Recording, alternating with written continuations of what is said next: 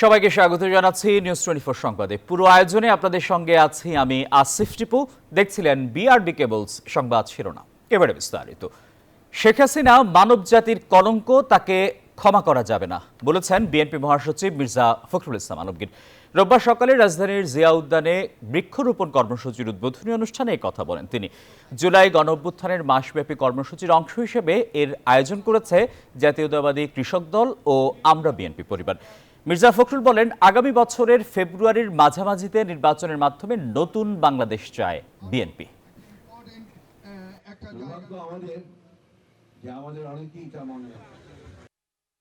হাসিনাকে কোনোদিন ক্ষমা করা যাবে না। হাসিনা হচ্ছে মানব জাতির একটা কলঙ্ক।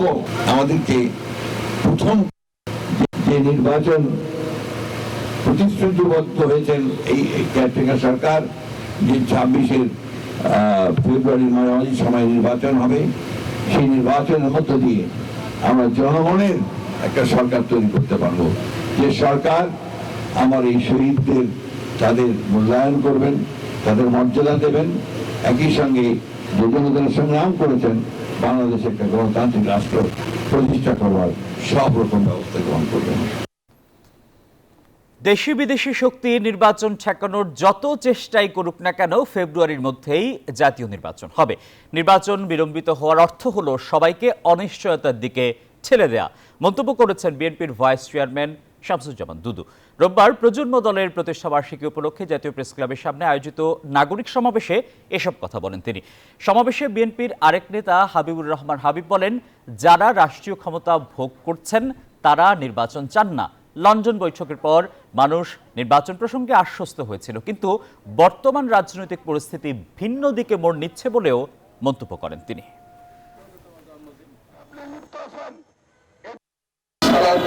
এখন একটা পার্টির মুখপত্র, তার ব্যাপারে আপত্তিকর বক্তব্য, তাকে সমালোচনা করা যাবে না তা না, কিন্তু আপত্তিকর বক্তব্য এটা কোনো স্বাধীনতার পর্যায়ে পড়ে না, এটা একটা উস্কানিমূলক। আমার বক্তব্য স্পষ্ট, উস্কানি দিয়ে পরিস্থিতি ঘোলাটে করে স্বৈরতন্ত্রকে আমন্ত্রণ জানাবেন, এটা গ্রহণযোগ্য না। জুলাই আগস্টের মামলায় ওবায়দুল কাদের, আনিসুল হক ও পলক সহ ৪৫ জনের বিরুদ্ধে তদন্ত রিপোর্ট ১৫ অক্টোবর দাখিলের নির্দেশ দিয়েছেন আন্তর্জাতিক অপরাধ ট্রাইব্যুনাল। আন্তর্জাতিক অপরাধ ট্রাইব্যুনালের চেয়ারম্যান বিচারপতি মোহাম্মদ গোলাম মুর্তুজা মজুমদারের নেতৃত্বাধীন ট্রাইব্যুনাল এ আদেশ দেন। ট্রাইব্যুনালের প্রসিকিউশনের পক্ষে সময় আবেদন করেন চিফ প্রসিকিউটর মোহাম্মদ তাজুল ইসলাম। এর আগে সকালে জুলাই অভ্যুত্থানে মানবতা বিরোধী অপরাধের 7 মামলার 38 আসামিকে ট্রাইব্যুনালে আনা হয়। মুগ্ধ হত্যা মামলা এবং নরসিংদী, কক্সবাজার, সিলেট সহ মোট 7 মামলায় তাদের ট্রাইব্যুনালে হাজির করা হয়।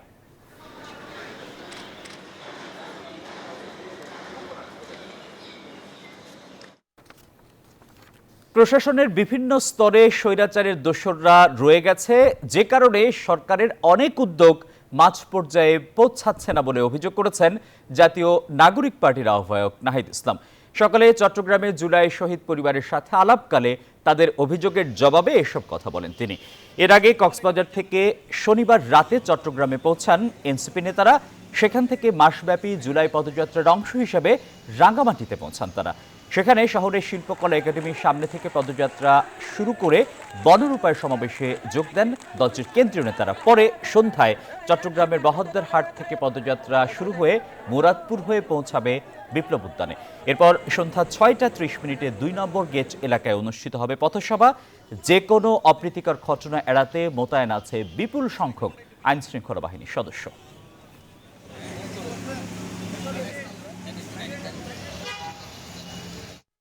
দর্শক, রাঙ্গামাটিতে কথা বলছেন জাতীয় নাগরিক পার্টির এনসিপির আহ্বায়ক নাহিদ ইসলাম। আমরা সরাসরি যুক্ত হচ্ছি। যে বিভেদ বছরের পর বছর জিয়ে রাখা হয়েছে এবং আমরা সেই অশান্তি এবং বিভেদকে দূর করতে হবে এবং বাংলাদেশের সার্বভৌমত্ব, আঞ্চলিক অখণ্ডতা এবং জাতীয় নিরাপত্তার জন্য আমরা সবাই ঐক্যবদ্ধভাবে লড়াই করব। বাংলাদেশকে যে কোনো আধিপত্যবাদী শক্তির হাত থেকে রক্ষা করতে হলে বাংলাদেশের সকল সম্প্রদায়কে একত্রে ঐক্যবদ্ধভাবে এই লড়াইটা চালিয়ে যেতে হবে। রাঙ্গামাটিবাসী কি সেটার জন্য প্রস্তুত আছে? আমরা জানি রাঙামাটিবাসী, পার্বত্য চট্টগ্রামবাসী, এই তরুণ প্রজন্ম, এই গণ অভ্যুত্থানের যে নেতৃবৃন্দ, সেই নেতৃবৃন্দের প্রতি আস্থাশীল হবে। আমরা রাঙামাটি দিয়ে আসছি, আমরা দেখেছি রাঙামাটির সৌন্দর্য, প্রাকৃতিক সৌন্দর্য। এই প্রাকৃতিক সৌন্দর্য বাংলাদেশের সম্পদ, বিশ্বের সম্পদ। আমরা দেখেছি রাঙামাটি সহ পার্বত্য চট্টগ্রামের যেই জনবৈচিত্র্য, ফলে বৈচিত্র্য কখনো বিভাজন হতে পারে না, বিদ্বেষে রূপ নিতে পারে না। আমরা জাতি বিদ্বেষ, ধর্ম বিদ্বেষ সবকিছুর ঊর্ধ্বে গিয়ে একটি শান্তি সৌহার্দ্যের পার্বত্য চট্টগ্রাম পার্বত্য অঞ্চল আমরা গড়ে তুলতে চাই। আমরা একটি সৌহার্দ্যের বাংলাদেশ গড়ে তুলতে চাই। সেটার জন্য আমাদের ওয়াদা হতে হবে, সেটার জন্য আমাদের ঐক্যবদ্ধ হতে হবে। আরেকটি বিষয়, আমরা যেমন আমাদের সম্প্রদায়ের মধ্যে সৌহার্দ্য চাই, সম্প্রীতি চাই, একই সাথে আমাদের যে ফ্যাসিবাদ বিরোধী রাজনৈতিক দলগুলো রয়েছে, সেই রাজনৈতিক দলগুলোর মধ্যে আমরা সেই সৌহার্দ্য এবং সম্প্রীতি চাই। পুরনো সংঘাত এবং বিরোধিতার রাজনীতি থেকে আমাদের বের হয়ে আসতে চাই। আমরা যদি কোনো সমালোচনা থাকে, সেই সমালোচনা আমরা গণতান্ত্রিক ভাবে যাতে সবাই প্রকাশ করে, সেই আহ্বান সকল রাজনৈতিক দলের প্রতি আমরা দিতে চাই। আমরা সেই আওয়ামী লীগের আমলে দেখেছি রাজনৈতিক দলে দলে দ্বন্দ্ব, জনজীবনে যেই নিরাপত্তা বিঘ্নিত ঘটেছে, সেই রাজনীতি যাতে ফেরত নেওয়া যায়, সেই জায়গা থেকে আমরা যাতে সকল পক্ষ দায়িত্বশীল আচরণ করি, সেই আহ্বান আপনাদের দিতে চাই। জনগণের কাছে আমরা সবাই সবার বক্তব্য নিয়ে যাব। জনগণই বৈধতা, জনগণই ঠিক করবে জনগণ কাদের কাছে যাবে। রাঙামাটিবাসী, জাতীয় নাগরিক পার্টি আপনাদের কাছে পৌঁছে গিয়েছে। রাঙামাটির প্রত্যেকটি জনপদে, প্রত্যেকটি সম্প্রদায় আমরা পৌঁছে যাব। প্রত্যেকটি জনপদ সম্প্রদায়ের ধর্মীয় এবং সাংস্কৃতিক অধিকারের পক্ষে আমরা আছি। আমরা চাই আপনারা আপনাদের মাতৃভাষা আপনাদের সরকারকে শিক্ষিত করবেন, আপনাদের সংস্কৃতি, আপনাদের ধর্ম, আপনাদের আচার আচরণ সবকিছুর সংরক্ষণ করবে। রাষ্ট্র বা কোনো বাহিনী সেখানে বাধা হয়ে দাঁড়াতে পারবে না।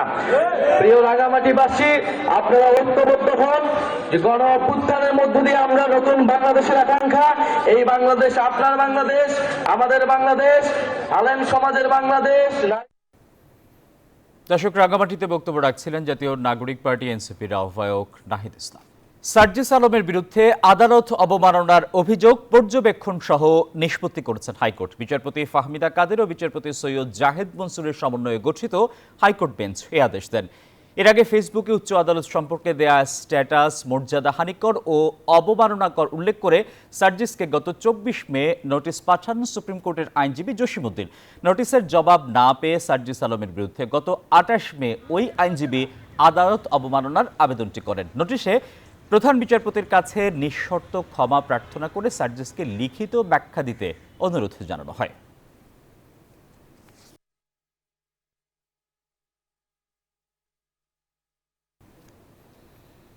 আগামী 31 জুলাইয়ের মধ্যে জাতীয় সনদ প্রস্তুত করা যাবে বলে আশা প্রকাশ করেছেন জাতীয় ঐক্যমত্য কমিশনের সহসভাপতি অধ্যাপক আলী রিয়াজ। রোববার সকালে রাজনৈতিক দলগুলোর সঙ্গে দ্বিতীয় পর্যায়ের 15তম দিনের বৈঠক শুরুর বক্তৃতায় তিনি বলেন, কমিশন উচ্চকক্ষের বিষয়টি পর্যালোচনা করছে, এটা আরও বিবেচনা করা দরকার জানিয়ে তিনি বলেন, একটু সময় নিয়ে সিদ্ধান্ত নিতে চায় কমিশন। তত্ত্বাবধায়ক সরকার ব্যবস্থা নিয়ে 4টি দল ভিন্ন ভিন্ন প্রস্তাব কমিশনের কাছে উপস্থাপন করেছে বলেও জানান আলী রিয়াজ। বলেন, সেগুলো মাথায় রেখে কমিশন একটি সমন্বিত প্রস্তাব উত্থাপন করবে।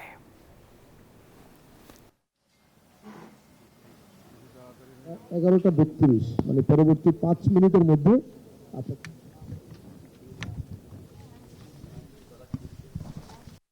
ন্যাশনাল সোশ্যালিস্ট পার্টি এবং জামায়াত ইসলামের পক্ষ থেকে 4টা প্রস্তাব এসেছে। সেটা নিয়ে কমিশন বিভিন্নভাবে পর্যালোচনা করার পর একটি সমন্বিত প্রস্তাব আপনাদের সামনে উপস্থাপন করেছে, যেটা আসলে প্রকৃতপক্ষে আপনাদের দলগুলির পক্ষ থেকে দেওয়া প্রস্তাব এবং গত কয়েকদিনের আলোচনার সারাংশের উপর ভিত্তি করে প্রত্যেকটি। জাতীয় ঐক্যমত্য কমিশনের সংলাপ নিয়ে আরো জানাতে সরাসরি যুক্ত হচ্ছেন সহকর্মী শাহালি জয়। জয়, আলোচনার বিষয়ে বিস্তারিত কি তথ্য আছে আপনার কাছে? বা কবর দেওয়া হয়েছে, যেটা মোটেই যথাযথ না। সাধারণ মানুষের মধ্যে এখনো ভীতি আছে। আমরা বলেছি অনেক মানুষকে হয়রানি করা হচ্ছে। গতকাল আমাদের পার্টির একজনকে অ্যারেস্ট করা হয়েছে, যদিও পরে ছেড়ে দেওয়া হয়েছে, কিন্তু সাধারণ মানুষের মধ্যে ভীতি এখনো আছে। সুতরাং এইটা একটা খারাপ অবস্থা। আমরা এইটার উত্তরণ চাই। আমরা দেখতে পাচ্ছি বিভিন্ন সংগঠনের সভা সমাবেশ, আমাদের রাজনৈতিক সংস্কৃতি উন্নত না হয়, কথাবার্তাকে কেন্দ্র করে নতুন নতুন সংকট তৈরি হচ্ছে, এরও অবসান দরকার। আমরা বলেছি, যখন আমরা এখানে বসে ঠান্ডা ঘরে বসে কথা বলছি, হয়তো এইখানে এজেন্ডা নাই বলে কথা বলছি না, কিন্তু এখানে জাতিসংঘ সেখানে যে তার যে কমিশন মিশন, এইখানে মানবাধিকার মিশন, যেটা এখানে তারা স্থায়ী রূপ 3 বছরের জন্যে বা সরকারের সাথে চুক্তি করে স্থায়ী রূপ লাভ করেছে, তার বিরুদ্ধে আমরা বামপন্থীরা আমাদের কথা বলেছি, কিন্তু এটা আলোচনায় অনুচ্চারিত থাকছে। আমরা মনে করি এটা দেশের জন্য একটা সংকটপূর্ণ ঘটনা। আমরা বলেছি বাণিজ্য চুক্তির নামে যেটা ঘটছে আমেরিকার সাথে গোপন চুক্তি, এটা দেশকে সংকটে নিয়ে যাবে। আমরা করিডোর চুক্তি, বন্দর, এই ঘটনাগুলোকে আজকে উল্লেখ করে বলেছি যে আমরা ঘরের মধ্যে থেকে যখন এই ধরনের অনেকগুলো বিষয়ে জনগণের সামনে ঐক্যের কথা বলছি, কিন্তু দেশে নানা ধরনের সংকট হচ্ছে, রাজনৈতিক দলের কর্মী হিসাবে এটা আমাদের দায়িত্ব। আমরা এখানে বেশি সময় থাকতে চাই না, দ্রুততম সময়ের মধ্যে এটা সমাধান করেন বা যতটুকু ঐক্যমত্য হয়েছে সেইটা করেই। দর্শক, জাতীয় ঐক্যমত্য কমিশনের সঙ্গে বৈঠক শেষে বিভিন্ন রাজনৈতিক দলের প্রতিনিধিরা সাংবাদিকদের ব্রিফ করছিলেন। আমরা সরাসরি যুক্ত ছিলাম।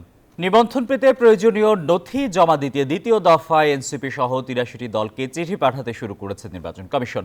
১৫ দিনের মধ্যে দলগুলোকে তথ্য জমা দিতে বলা হয়েছে। আগামী ত্রয়োদশ জাতীয় সংসদ নির্বাচনের আগে নতুন দল নিবন্ধনের লক্ষ্যে গত ১০ মার্চ গণবিজ্ঞপ্তি জারি করে ইসি। ২ দফা বাড়িয়ে সময়সীমা শেষ হয় গত ২২ জুন। ১৪৪টি দল নিবন্ধনের আবেদন জমা দেয়। পরে যাচাইয়ে উঠে আসে একটি দলও নিবন্ধনের শর্ত পূরণ করতে পারেনি। প্রথম দফায় গত বৃহস্পতিবার ৬১টি দলকে প্রয়োজনীয় নথি জমা দিতে চিঠি পাঠানো হয়।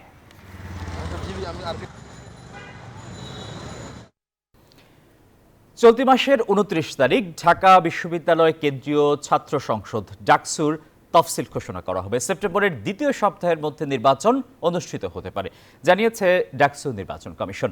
রোববার সকালে ঢাকা বিশ্ববিদ্যালয়ের নওয়াব আলী চৌধুরী সিনেট ভবনে এক সভায় এ ঘোষণা দেন ডাকসুর প্রধান রিটার্নিং কর্মকর্তা অধ্যাপক ডক্টর মোহাম্মদ জসিমউদ্দিন। এর আগে বিশ্ববিদ্যালয়ের ক্রিয়াশীল ছাত্র সংগঠনগুলো ও বাস রুটের সভাপতি ও সাধারণ সম্পাদকদের সঙ্গে নিয়ে আলোচনা করে নির্বাচন কমিশন। এবারের ডাকসু নির্বাচন ৬টি কেন্দ্রে অনুষ্ঠিত হবে বলে সভায় সিদ্ধান্ত নেওয়া হয়। ডেটার ইলেকশনের যে বিষয়টা, সেটি একটা নির্দিষ্ট উইক বলে দেওয়া আছে। এর মধ্যে ৩-৪টা খুব গুরুত্বপূর্ণ বিবেচনা আছে। ১ নম্বর হচ্ছে আমাদের আইন শৃঙ্খলা রক্ষাকারী বাহিনীর সাথে এবং সরকারের সাথে, যেহেতু তারা আমাদের নিরাপত্তার এই বিষয়টাতে গুরুত্বপূর্ণ অংশীজন, তাদের একটা অ্যাভেইলেবিলিটি আমাদের একটা গুরুত্বপূর্ণ বিবেচনা এই ক্ষেত্রে। পদোন্নতিতে সেনা সদস্যদের দক্ষতা, নেতৃত্ব, বিশ্বস্ততা, আনুগত্য সহ সর্বোপরি নিযুক্তিগত উপযুক্ততার উপর গুরুত্ব আরোপ করতে সেনা সদর নির্বাচনী পর্ষদের সদস্যদের আহ্বান জানান অন্তর্বর্তী সরকারের প্রধান উপদেষ্টা ডক্টর মোহাম্মদ ইউনূস। সেনাবাহিনীর সদর দপ্তরে সেনা সদর নির্বাচনী পর্ষদ ২০২৫-এর আনুষ্ঠানিক উদ্বোধন করে তিনি এ নির্দেশনা দেন। এ সময় তিনি স্বাধীনতা যুদ্ধে অংশগ্রহণকারী সব শহীদ, যুদ্ধাহত ও বীর মুক্তিযোদ্ধাদের শ্রদ্ধাভরে স্মরণ করেন। একই সাথে তিনি শ্রদ্ধাভরে স্মরণ করেন ২০২৪ সালে জুলাই গণঅভ্যুত্থানে শহীদ ও আহত সকল ছাত্র জনতাকে। নিউজ 24 সংবাদে সময় হলো একটা বিরতির। আরো খবর নিয়ে ফিরছি, আমাদের সঙ্গেই থাকুন। নিউজ 24 সংবাদে স্বাগত জানাচ্ছি আরও একবার। রাতারাতি সড়কে শৃঙ্খলা ফিরিয়ে আনা সম্ভব নয় বলে স্বীকার করে নিলেন বিআরটিএ চেয়ারম্যান আবু মমতাজ সাদউদ্দিন আহমেদ। সংস্থাটি যোগ দিয়ে প্রথমবারের মতো ফিটনেসবিহীন গাড়ির বিরুদ্ধে অভিযানে এসে এমন কথা বলেন তিনি। বিগত সরকারের আমলে কি হয়েছে সেটির প্রতি গুরুত্ব না দিয়ে সড়ক দুর্ঘটনা রোধে নিয়মিত অভিযানের উপর জোর দেন তিনি। শুধু সড়কে নয়, এবার বাস ডিপোগুলোতেও অভিযান চালানো হবে বলে হুঁশিয়ারি করেন তিনি। এদিন ফার্মগেট এলাকায় অভিযান চালায় বিআরটিএ। জানানো হয় এই অভিযানে বেশিরভাগ গাড়িরই কাগজপত্র মেলেনি। এসব যানের বিরুদ্ধে মামলা হবে বলেও জানান তিনি। এই সমস্যাটা একদিনে কিন্তু আপনি সমাধান করতে পারবেন না, বাট এই ইনিশিয়েটিভটা আমাদের নেওয়া দরকার, কারণ আমাদের সড়কে শৃঙ্খলা ফিরে আনার জন্য, এবং we have initiated the process, এবং আমরা মনে করি যে সকলের সহযোগিতা পেলে আমাদের এই কার্যক্রম আমরা সফল হব। নিরাপত্তার দিকে এগিয়ে নিয়ে যেতে পারবো। আর উনি যে প্রশ্নটা করলেন, গোপালগঞ্জ জেলায় কারফিউ শেষে রোববার সকাল থেকে আবারও 144 ধারা জারি হয়েছে, যা বহাল থাকবে রাত 8টা পর্যন্ত। শনিবার রাতে জেলা ম্যাজিস্ট্রেট ও জেলা প্রশাসক মোহাম্মদ কামরুজ্জামান এই আদেশ দেন। বিজ্ঞপ্তিতে বলা হয়, এ ধারা অনুযায়ী এ জেলায় কোনো ধরনের সভা, মিছিল বা জনসমাবেশ নিষিদ্ধ থাকবে। তবে পরীক্ষার্থী, শিক্ষার্থী, সরকারি অফিস ও জরুরি পরিষেবা আওতামুক্ত থাকবে। এদিকে এনসিপি সমাবেশ ঘিরে যৌথ বাহিনীর অভিযানে এ পর্যন্ত 5 উপজেলায় মোট 306 জনকে গ্রেপ্তার করা হয়েছে।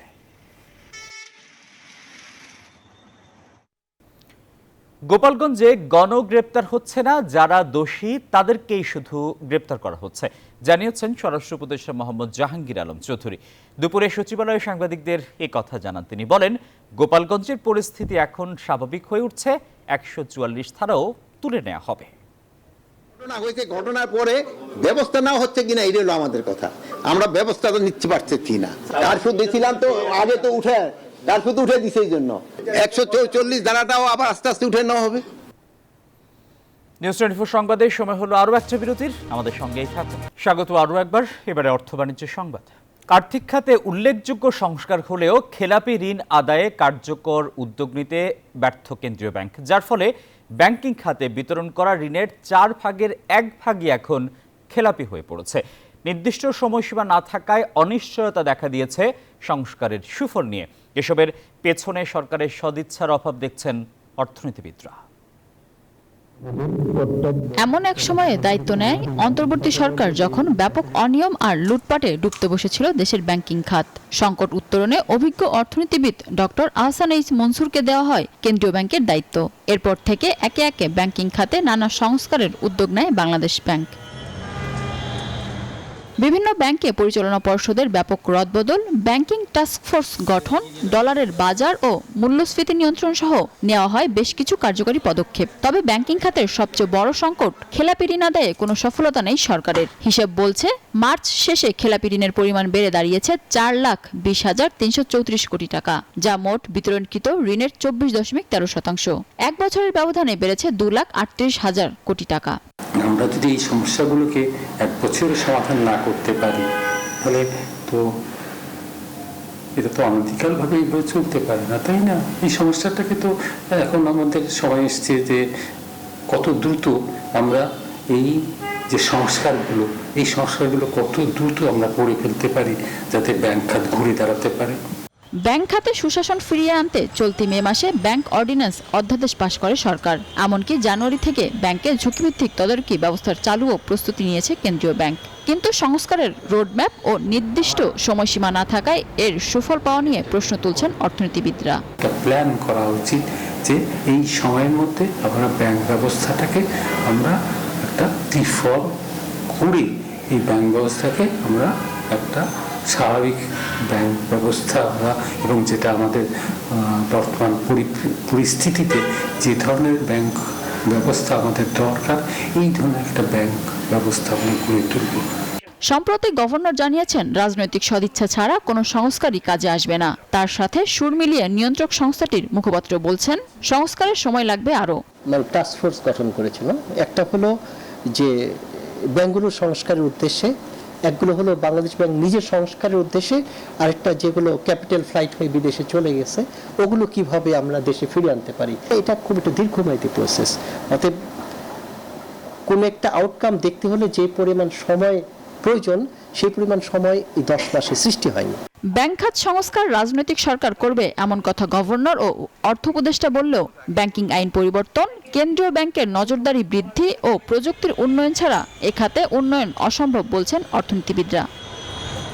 মিনা ফেরদাউস, নিউজ 24, ঢাকা। সংবাদের সময় হলো আরও একটা বিরতির, আমাদের সঙ্গেই থাকুন। বিরতির পর স্বাগত জানাচ্ছি আরও একবার, দেখছেন নিউজ 24 সংবাদ। এবারে নিউজ 24 স্পোর্টস। 3 ম্যাচের টি-20 সিরিজের প্রথম ম্যাচে আজ পাকিস্তানের মুখোমুখি হচ্ছে বাংলাদেশ। শ্রীলঙ্কায় সিরিজ জয়ের আত্মবিশ্বাসকে কাজে লাগিয়ে ভালো ক্রিকেট খেলে পাকিস্তানের বিপক্ষে সিরিজ জিততে চায় বাংলাদেশ। অন্যদিকে বিপিএল খেলার অভিজ্ঞতাকে কাজে লাগিয়ে সিরিজ জিততে আশাবাদী পাকিস্তান। মিরপুর স্টেডিয়ামে ম্যাচটি শুরু হবে সন্ধ্যা 6টায়। শ্রীলঙ্কার মাটিতে প্রথমবারের মতো টি-20 সিরিজ জিতে দেশে ফিরেছে বাংলাদেশ দল। আর এই জয়ে দারুণ উজ্জীবিত টিম টাইগার। তবে দেশে ফিরেও ব্যস্ততা কমছে না লিটনদের। এবার বাংলাদেশের সামনে প্রতিপক্ষ পাকিস্তান।